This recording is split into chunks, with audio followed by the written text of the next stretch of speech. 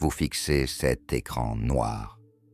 Vous attendez un signe, un message, une vibration qui ne vient pas. Ou peut-être craignez-vous qu'elle vienne. Vous savez que c'est un poison, mais votre corps réclame sa dose. Cette attente vous consume les entrailles comme un acide lent qui ronge votre dignité. J'ai connu cette agonie. J'ai habité ce vide sidéral où chaque seconde pèse une tonne. Je sais exactement ce que vous ressentez en ce moment même. Cette sensation d'être une ombre dans votre propre vie, un spectateur impuissant de votre propre naufrage, ce sentiment d'avoir tout donné, votre temps, votre énergie, votre âme, à un gouffre qui ne se remplit jamais. Vous n'êtes pas fou, vous n'êtes pas faible, vous n'êtes pas trop sensible. Vous êtes simplement sur un champ de mines émotionnelles et vous avez marché sur une charge qui n'était pas la vôtre. Aujourd'hui, je vais vous donner la carte pour sortir de ce labyrinthe de miroirs déformants. Regardez-vous dans le miroir, vraiment. Ce que vous voyez, ce n'est pas un échec. C'est une âme épuisée par une guerre invisible, une guerre d'usure, où l'ennemi dormait dans votre lit. Vous avez porté le poids de 2 personnes pendant des mois, peut-être des années. Vous avez traduit ces silences pour ne pas entendre l'indifférence.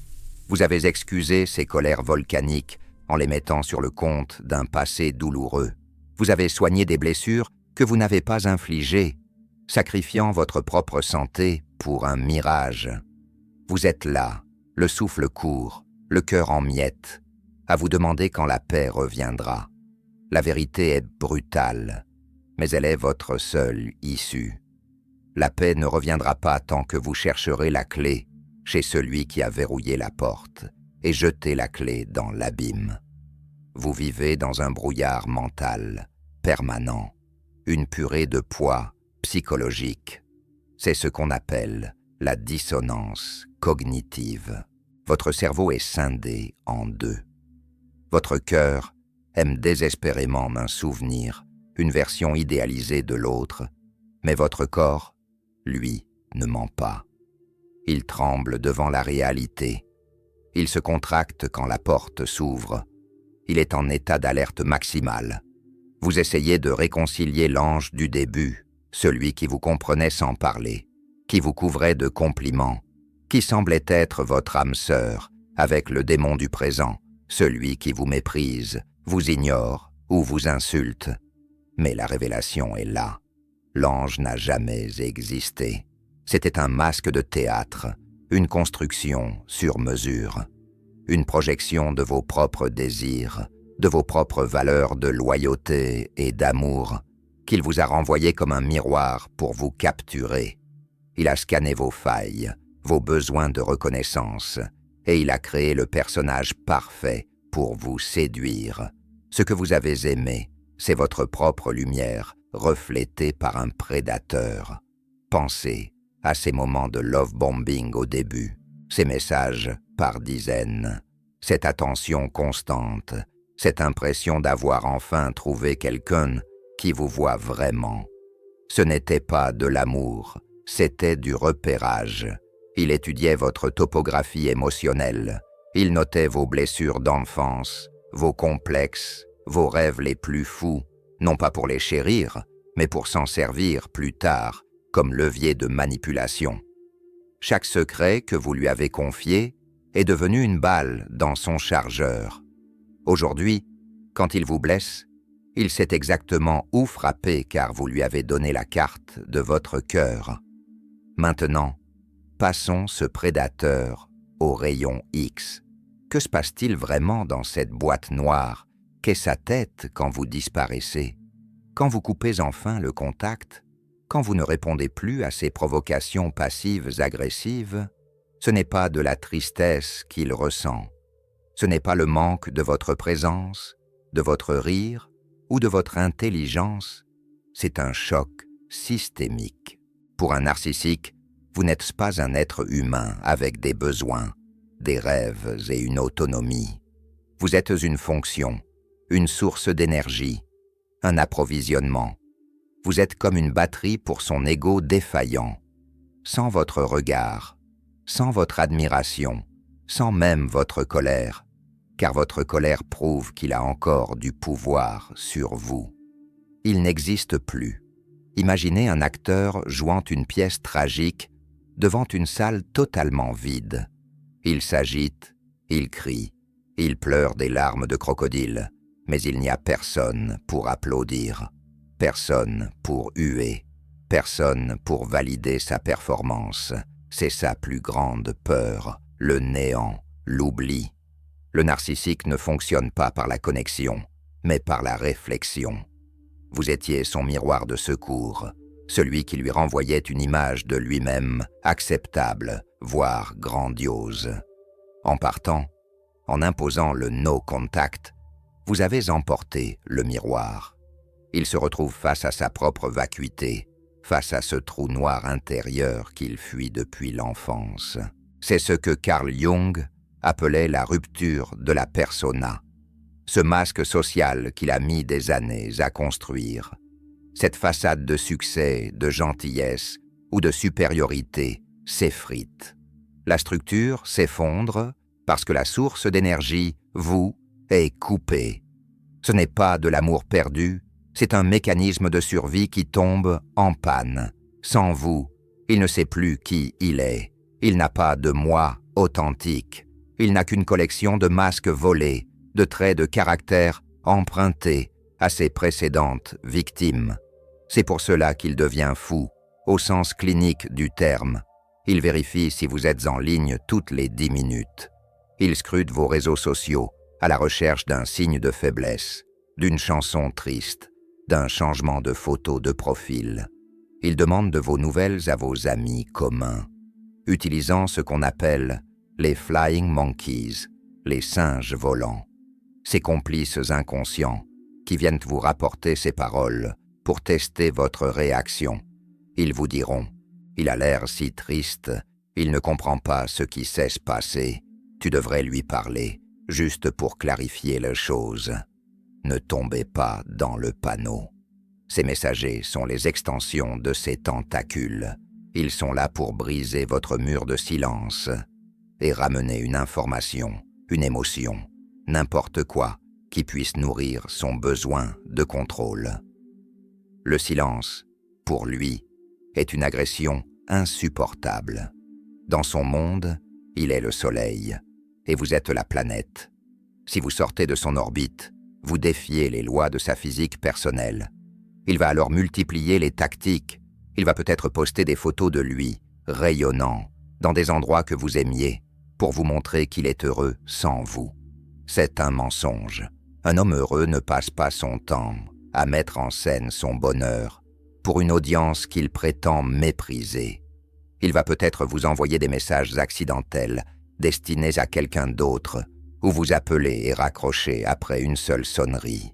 Ce sont des hameçons. Il pêche dans les eaux troubles de votre culpabilité et de votre nostalgie.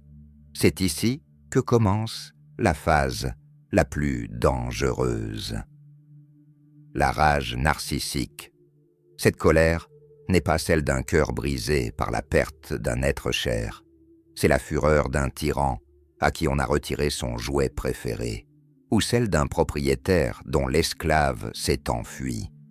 Il va essayer de réécrire l'histoire de votre relation. Dans sa version, vous êtes le bourreau. Il va dire à tout le monde que vous l'avez abandonné sans raison, que vous êtes instable, que vous avez des problèmes psychiatriques. Il va jouer la victime avec un talent terrifiant, versant des larmes devant ceux qui ne le connaissent pas vraiment. C'est le schéma classique du renversement de situation. Darvo, deny, attack and reverse, victim and offender. Il nie ses actes, il vous attaque et il inverse les rôles. Mais ne vous y trompez pas. Sous cette rage, sous ces calomnies, il y a une terreur primitive, la terreur de l'invisibilité, la peur panique de ne plus avoir personne à manipuler pour se sentir vivant. Imaginez-le dans sa chambre, seul, fixant son téléphone. Il compose un message furieux, puis l'efface. Il en écrit un autre, larmoyant. puis l'efface encore. Il est en train de perdre le contrôle sur la seule chose qui lui donnait l'illusion de puissance. Votre réaction. Chaque minute de votre silence est une fissure de plus dans son armure. Il se sent devenir transparent. Pour lui, exister, c'est impacter l'autre. S'il ne peut plus vous faire rire, il vous fera pleurer. S'il ne peut plus vous faire pleurer, il vous fera trembler de rage. Mais si vous ne ressentez plus rien, ou du moins si vous ne lui montrez plus rien, il cesse d'exister dans votre univers. Et c'est là sa véritable mort. Avant d'aller plus loin, un pacte entre nous. Notre équipe s'est fixé un objectif. Atteindre 1000 abonnés pour porter ce message plus loin, pour sauver d'autres âmes qui errent dans le noir. On ne demande rien d'autre qu'un abonnement, un geste simple. Pour vous, c'est un clic de 2 secondes. Pour nous, c'est la force de continuer ce combat, la preuve que ces mots résonnent et aident. Grandissons ensemble, reprenons notre pouvoir. Après la rage, quand il voit que ces attaques ne vous font plus sortir de votre réserve, vient la phase du hoovering, l'aspirateur émotionnel. C'est ici que la majorité des victimes retombent dans le piège, car c'est la phase la plus subtile, la plus douce. Il va utiliser chaque information qu'il a collectée sur vous durant vos moments d'intimité, chaque blessure d'enfance, chaque rêve inavoué, chaque insécurité. Il va vous envoyer un message anodin, comme si de rien n'était. J'ai vu ce livre et j'ai pensé à toi, ou une photo d'un lieu que vous aimiez. Parfois, c'est une excuse qui semble sincère, des mots que vous avez attendus pendant des années. Il va vous dire qu'il a changé, qu'il a eu un déclic, qu'il est en thérapie, le mensonge classique, qu'il ne peut pas respirer sans vous. Il peut même aller jusqu'à simuler une maladie, une détresse financière ou un drame familial pour solliciter votre empathie. Il sait que vous êtes une personne bonne, une personne qui aide, une personne qui ne peut pas laisser quelqu'un souffrir. Il utilise votre humanité contre vous. C'est le comble du cynisme. Se servir de votre plus belle qualité pour vous remettre en cage. Si vous répondez, ne serait-ce que par un « Je suis désolé pour toi », il a gagné, il a rétabli le canal. Il sait que la porte n'est pas verrouillée, juste entr'ouverte, et il s'y engouffrera avec une force renouvelée. C'est un script recyclé, une performance calculée sur vos points vulnérables. Il ne vise pas qui vous êtes aujourd'hui, une personne qui commence à ouvrir les yeux. Il vise la version de vous qui avait encore de l'espoir, celle qui croyait en son potentiel, celle qui pensait que l'amour pouvait tout guérir. Mais rappelez-vous une chose essentielle, gravée dans le marbre de la psychologie. Un narcissique ne change pas, car pour changer, il faut de l'empathie et une remise en question. Or, sa structure mentale est construite pour éviter toute remise en question. Il s'adapte uniquement pour obtenir ce qu'il veut. S'il revient avec de la douceur, c'est que la force n'a pas fonctionné. S'il revient avec des larmes, c'est que les menaces ont échoué. C'est une stratégie de siège, pas une transformation. Il voit vos limites comme une insulte personnelle, un affront à sa toute-puissance. Il voit votre guérison comme une trahison suprême. Il veut vous ramener dans le cercle vicieux, non pas pour vous aimer, mais pour prouver qu'il a encore du pouvoir sur vous. Le hoovering est un test de vos frontières. C'est un assaut sucré. Si vous ouvrez la porte, même d'1 millimètre, le cycle recommencera, exactement au même endroit, avec la même fin.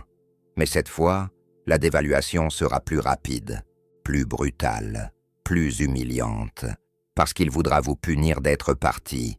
Il voudra s'assurer que vous ne partirez plus jamais, ou que si vous le faites, vous soyez si totalement détruit que vous ne puissiez plus jamais vous reconstruire. Il vous dira « Tu vois, Personne d'autre ne voudra de toi. Tu reviens toujours ramper. Tu es aussi malade que moi. Il utilisera votre retour comme une preuve de votre propre instabilité. Quand le hoovering échoue, quand votre silence reste de marbre, quand il réalise que son approvisionnement est définitivement perdu, il passe à la phase suivante. La recherche frénétique d'une nouvelle proie, une nouvelle source. Cela peut vous faire un mal atroce. Vous le voyez s'afficher avec quelqu'un d'autre 2 semaines après votre rupture, souriant, faisant les mêmes promesses, fréquentant les mêmes endroits. Vous vous demandez, le cœur serré, si c'était si facile de vous remplacer, si vous n'avez jamais rien compté. La réponse est cruelle, mais libératrice. Oui, c'était facile, parce que pour lui, une source en vaut une autre. On ne remplace pas une personne unique. On remplace une batterie déchargée par une batterie neuve. Ne vous laissez pas berner par les photos de bonheur avec la nouvelle proie. Ce que vous voyez, c'est la bande-annonce d'un film d'horreur que vous avez déjà vu. La nouvelle personne est actuellement dans la phase de love bombing. Elle vit le même mirage que vous, au début. Elle croit avoir trouvé le prince charmant, ou la femme idéale. Elle ne sait pas encore que le prix à payer pour ces quelques mois d'extase sera des années de reconstruction psychologique. Elle n'est pas mieux que vous, elle est juste plus fraîche, plus naïve face à son jeu. Elle a encore de l'énergie à lui donner. Mais le narcissique s'ennuie vite dès qu'elle commencera à avoir des besoins propres. Dès qu'elle posera une question sur ses mensonges, le masque tombera et le cycle recommencera, identique, implacable. Mais regardez bien, au-delà des apparences, cette nouvelle relation est une condamnation, pas une victoire. Il va répéter le même script, mot pour mot, les mêmes étapes, idéalisation, dévaluation, rejet. Mais son énergie s'épuise avec l'âge. Il n'a plus la force de maintenir le masque aussi longtemps qu'avec vous. La nouvelle proie reçoit une version dégradée, une copie sans âme, d'un homme ou d'une femme déjà en décomposition intérieure. Très vite, la déception va s'installer. Il va réaliser, dans ces moments de lucidité nocturne, que personne ne peut vous remplacer. Non, pas parce que vous étiez son grand amour, mais parce que vous étiez le miroir parfait, celui qui avait la plus grande capacité de sacrifice. Personne ne pourra porter son chaos, ses mensonges et sa noirceur avec autant de patience et de dévouement que vous l'avez fait. Il va commencer à mépriser cette nouvelle personne parce qu'elle n'est pas vous, parce qu'elle ne comble pas le vide de la même manière. C'est là qu'il sombre dans ce que les alchimistes appelaient le nigredo, la noirceur absolue. C'est une phase de désorientation existentielle. Sans personne pour le refléter, il commence à disparaître à ses propres yeux. Il se jette dans le travail, dans les excès, dans des relations éphémères et sans lendemain, dans des addictions. Il fuit la confrontation avec lui-même, comme on fuit un incendie. Mais la solitude finit toujours par le rattraper. C'est le moment où le principe du boomerang frappe. Tout ce qu'il a projeté sur vous, sa honte, sa haine de soi, son sentiment d'inutilité, lui revient en pleine face avec une force démultipliée. Les lois de l'univers sont implacables, même si elles prennent du temps. On ne peut pas semer le chaos et récolter la paix.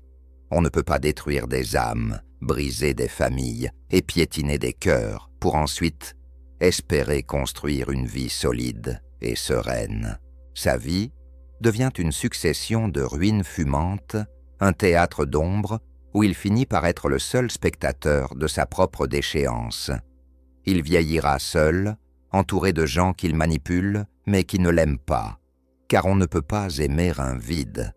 Il finira par être ce vieillard amer, ou cette femme aigrie, que tout le monde évite, dont les enfants ne donnent plus de nouvelles, et dont le seul pouvoir consiste à se plaindre d'un monde qui ne le comprend pas.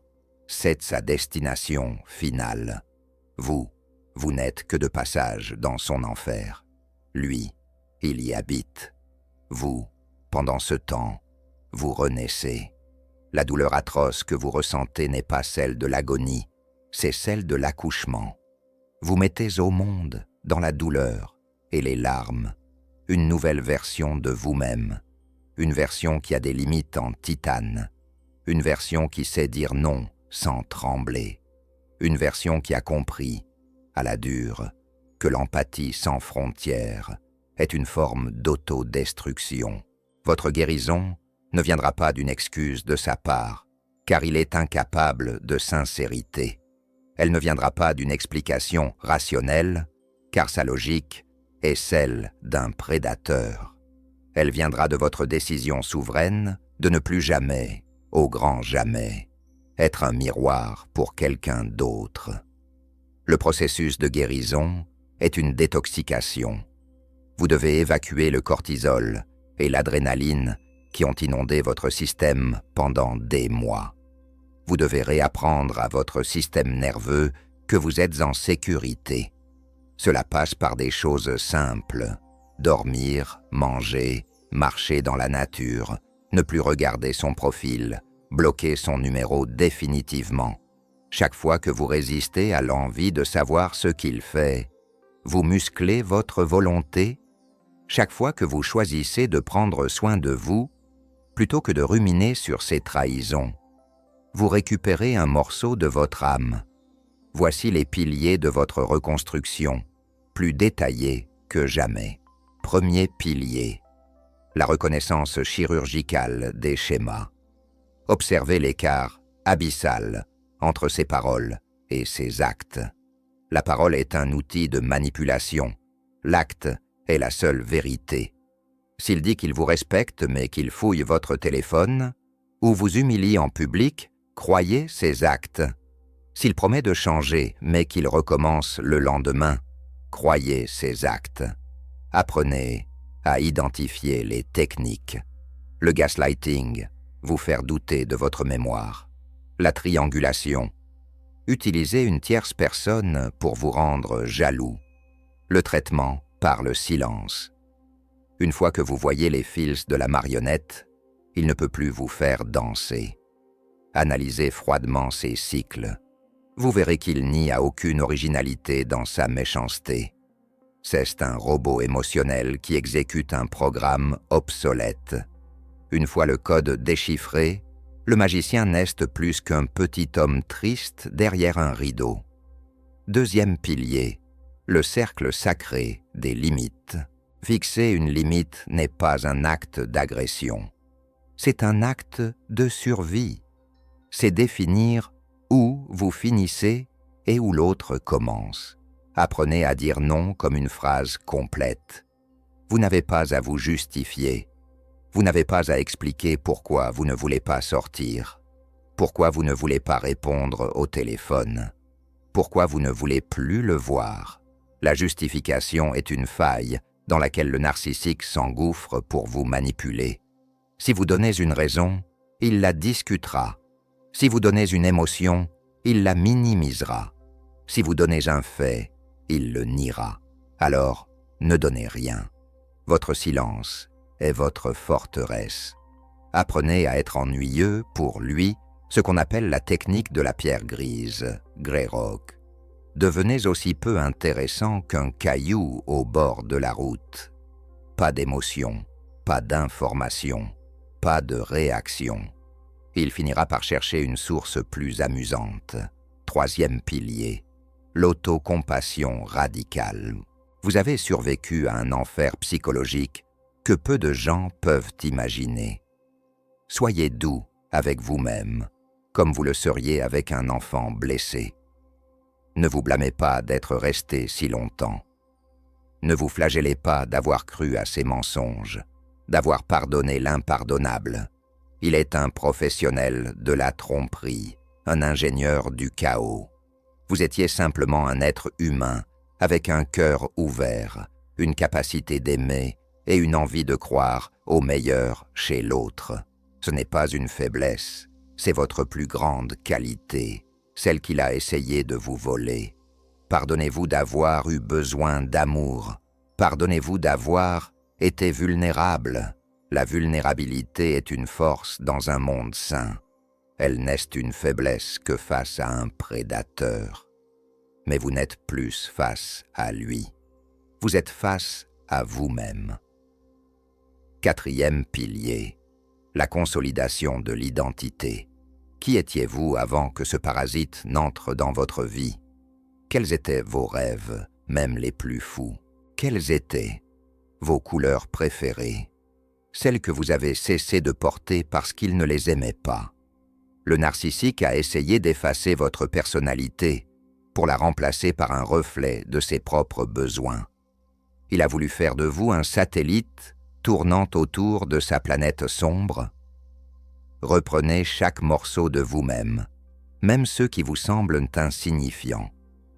Recommencez à lire, à peindre, à voyager, à rire avec des gens qui vous aiment vraiment. Redécouvrez vos goûts culinaires, votre style vestimentaire, vos opinions politiques. Chaque petite décision que vous prenez pour vous-même est une déclaration d'indépendance. Vous n'êtes plus l'ex de, vous êtes de nouveau vous. 5e pilier, le sevrage biochimique. Comprenez que vous êtes en manque. Le cycle de violence et de réconciliation a créé une addiction à la dopamine et à l'ocytocine dans votre cerveau. Quand il vous maltraitait, votre stress montait en flèche, cortisol. Quand il revenait avec des excuses, votre cerveau recevait une décharge massive de plaisir. C'est le même mécanisme que pour les machines à sous au casino. La récompense intermittente. Pour guérir, vous devez accepter que vous allez passer par des phases de manque physique. Vous aurez envie de l'appeler, de voir sa tête, de sentir son odeur. C'est votre cerveau qui réclame sa drogue. Ne cédez pas. Attendez que la vague passe, elle passera. Chaque jour sans contact diminue la puissance de cette addiction. Le brouillard va se dissiper et vous retrouverez votre clarté mentale. 6e pilier, la purge de l'entourage. C'est l'étape la plus difficile. Vous devez faire le tri parmi vos amis et votre famille. Ceux qui continuent de lui parler, ceux qui vous disent de passer à autre chose sans comprendre la gravité de ce que vous avez vécu, ceux qui lui rapportent vos faits et gestes. Ils doivent être écartés, au moins temporairement. Vous ne pouvez pas guérir dans l'environnement qui vous a rendu malade. Entourez-vous de gens qui valident votre réalité, qui ne remettent pas en question votre vécu. Vous avez besoin de témoins bienveillants, pas de juges ou de médiateurs neutres. Dans cette guerre, la neutralité est une complicité. 7e pilier, la sublimation de la douleur. Transformez ce poison en remède.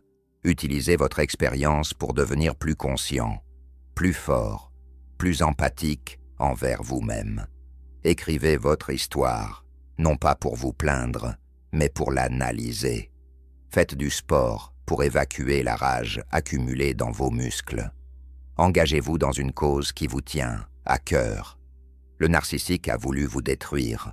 Montrez-lui que son attaque a été le catalyseur de votre plus grande expansion. Devenez la personne que vous auriez dû être si la peur n'avait pas croisé votre chemin.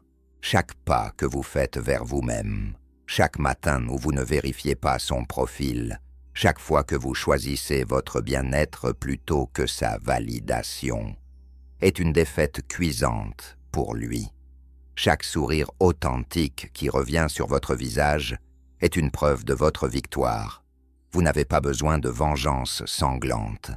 La meilleure vengeance est une vie vécue magnifiquement, loin de son influence. Le principe du boomerang s'occupe du reste. Pendant que vous montrez vers la lumière, il s'enfoncera dans sa propre répétition tragique. Le narcissique reste prisonnier de son propre enfer intérieur, une cellule sans barreaux dont il est le geôlier. Il est condamné à errer, cherchant désespérément un corps à habiter, une âme à vampiriser. Vous êtes un être de chair, de sang et de lumière. Vous avez la capacité miraculeuse de changer, de grandir, de transmuter votre douleur en sagesse. Vous aimerez à nouveau, mais cette fois avec des yeux grands ouverts. Vous aimerez avec discernement. Vous ne chercherez plus quelqu'un pour vous compléter, car vous serez déjà entier. Vous chercherez quelqu'un pour partager votre plénitude. La cicatrice que vous portez sur votre cœur n'est pas une marque de honte. C'est une médaille de guerre, un insigne d'honneur. Elle prouve que vous avez traversé le feu, que vous avez connu l'abîme et que vous n'avez pas brûlé. Elle prouve que votre âme est faite d'une matière que sa noirceur ne peut pas corrompre. Regardez devant vous. Le champ de mine est derrière vous. La route est libre, immense, sauvage. Elle est peut-être escarpée au début. Elle demande des efforts, mais elle mène vers la liberté absolue. Ne vous retournez pas. Il n'y a rien pour vous dans le passé, seulement des décombres et des mensonges. Tout ce dont vous avez besoin est ici, dans l'instant présent, dans votre souffle qui s'apaise, dans votre volonté de faire qui se forge. Vous êtes un survivant, oui, mais plus que cela. Vous êtes un conquérant de votre propre destin. Vous êtes libre. Sentez ce mot vibrer dans vos cellules. Libre. Libre de ne plus plaire à un monstre. Libre de ne plus avoir peur de mal dire ou de mal faire. Libre d'être simplement vous, avec vos ombres et vos lumières. Restez fort, restez authentique. Ne laissez pas cette expérience vous rendre amer ou cynique. Le monde a besoin de votre capacité d'aimer, mais une capacité protégée par la sagesse. Le silence est votre plus grande puissance. Cultivez-le comme un jardin secret. C'est dans le silence, loin du tumulte de ses manipulations, que l'on entend enfin sa propre voix. Cette petite voix intérieure qui sait toujours ce qui est juste. Et votre voix est la seule qui compte désormais. Elle est plus forte que ses cris, plus profonde que ses mensonges, plus durable que sa rage. Le voyage continue. Vous n'êtes plus seul. Nous sommes des milliers, des millions à avoir traversé ce désert de glace. Et nous sommes tous là, debout, à vous attendre de l'autre côté, sur la terre ferme. Bienvenue dans votre nouvelle vie. Une vie où vous êtes le seul maître à bord, le seul architecte de vos joies. Une vie où l'amour ne rime plus avec sacrifice, mais avec partage. Une vie où vous respirez enfin à plein poumon, sans demander la permission à personne. C'est votre moment. Saisissez-le avec les deux mains. Ne laissez personne, absolument personne, vous voler votre paix une seconde de plus. Vous avez payé le prix fort, le prix du sang et des larmes pour cette leçon. Maintenant, récoltez les fruits de votre sagesse. Le monde a besoin de votre lumière, pas de votre effacement. Brillez, brillez si fort que les ombres du passé ne pourront plus vous approcher. C'est ainsi que l'on gagne la guerre. Non, pas en combattant le monstre sur son propre terrain, mais en devenant si grand, si entier, si radieux, qu'il ne peut plus vous atteindre, car vous ne vibrez plus sur la même fréquence que lui. La route est longue, mais chaque pas est une libération. Je crois en vous, avec une certitude absolue. Je sais de quoi vous êtes capable, car j'ai vu des âmes plus brisées que la vôtre se relever et devenir des phares pour les autres. Vous avez déjà gagné le combat le plus difficile, celui de vous choisir vous-même. Respirez, souriez. Vous êtes enfin chez vous, dans le sanctuaire de votre cœur. Plus rien ne peut vous briser si vous refusez de lui donner le marteau. Gardez la tête haute. Votre dignité n'a jamais été perdue. Elle était juste cachée sous la poussière du combat. Elle est retrouvée. Votre honneur est intact. Vous êtes un miracle en mouvement, une preuve vivante de la résilience de l'esprit humain. Ne l'oubliez jamais, surtout dans les moments de doute. Chaque matin est une nouvelle chance de confirmer votre indépendance. Chaque soir est une célébration de votre sécurité retrouvée. Vous êtes protégé par les lois universelles de l'équilibre. Vous êtes porté par la force invisible de tous ceux qui ont survécu avant vous.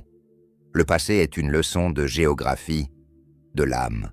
Le présent est un cadeau de chaque instant. Le futur est une promesse que vous allez écrire vous-même. Vivez cette promesse. Devenez l'architecte de votre propre bonheur. Le narcissique n'est plus qu'un lointain souvenir, une ombre qui s'étiole et disparaît au lever de votre propre soleil. Le soleil, c'est vous. Et il est grand temps de vous lever et d'illuminer votre propre monde. Votre histoire ne s'arrête pas sur une note de douleur. Elle commence vraiment maintenant, dans cette clarté nouvelle, dans cette force tranquille, dans cette paix souveraine, que personne ne pourra plus jamais vous arracher. C'est le prix de votre courage. C'est la récompense de votre endurance infinie. Vous avez traversé l'enfer, et vous en êtes revenu avec une carte pour les autres. Partagez cette force. Aidez ceux qui sont encore dans le brouillard. C'est ainsi que nous guérissons totalement, en transformant notre cicatrice en une source d'espoir. Rappelez-vous, vous n'êtes pas ce qu'il a fait de vous. Vous n'êtes pas les noms qu'il vous a donnés. Vous n'êtes pas la version déformée qu'il a essayé de projeter sur vous. Vous êtes l'immensité qui a survécu à l'étroitesse de son esprit. Vous êtes la vie qui a triomphé du vide. Vous êtes le témoin de votre propre résurrection. Vous êtes prêt. Allez-y. Le monde vous attend. Votre place, la vraie, est prête. Ne doutez plus. Ne tremblez plus. Vous êtes arrivé à bon port. La porte de votre nouvelle existence est grande, ouverte. Entrez-y avec fierté, enfin, pour de bon, pour toujours. C'est ici que tout commence. C'est ici que vous devenez invincible, car un cœur qui a été brisé et qui s'est reconstruit de ses propres mains est la force la plus puissante, la plus indestructible de tout l'univers. Rien ne peut arrêter une âme qui a décidé, une fois pour toutes, de se sauver elle-même. Rien, absolument rien. Soyez fiers de chaque larme versée, car elle a lavé vos yeux pour vous permettre de voir la vérité. Soyez fiers de chaque cicatrice, car elle est le témoin de votre solidité. Je suis fier de vous. Nous sommes fiers de vous. Le combat est fini. Les armes sont déposées. La paix commence. Maintenant, ici, en vous, pour l'éternité. Vous n'êtes plus une victime, vous êtes un maître de sagesse. Vous n'êtes plus une proie, vous êtes le créateur de votre réalité.